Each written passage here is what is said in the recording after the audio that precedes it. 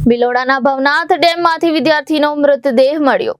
અરવલ્લી જિલ્લાના ભિલોડાની બાજુમાં આવેલ મોકરોડા આશાપુરા સોસાયટીમાં રહેતા વિદ્યાર્થી ગુણવંત દીપકસિંહ જગદીશસિંહ ભિલોડાની પ્રેરણા વિદ્યાલયમાં ધોરણ 12 માં અભ્યાસ કરતો હતો। ગઈકાલે તે સ્કૂલમાં ગયા બાદ આશરે 5 વાગ્યાની આજુબાજુ તે સ્કૂલમાંથી નીકળી ગયો હતો। વિદ્યાર્થીના વાલીઓએ મૃતક યુવક સાંજે ઘરે પરત ન પહોંચતા શોધખોળ હાથ ધરી હતી, જેથી મૃતક યુવાનનું એક્ટિવા નવા ભવનાથ મંદિરની બાજુમાં પડેલું નજરે પડતા તેમણે પોલીસને ઘટનાની જાણ કરી હતી। પોલીસે ડેમની આજુબાજુ શોધખોળ હાથ ધરતા કંઈ નજરે પડ્યું ન હતું।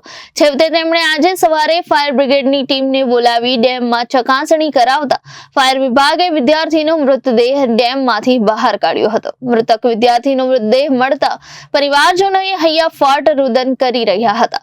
પોલીસે મૃતક યુવાનનો કબજો લઈ પોસ્ટમોર્ટમ અર્થે ભિલોડા સિવિલ હોસ્પિટલ ખાતે ખસેડી આગળની કાર્યવાહી હાથ ધરી છે। રિપોર્ટર હિતેન્દ્ર સિંહ રાઠોડ, જનાદેશ ન્યૂઝ, અરવલ્લી।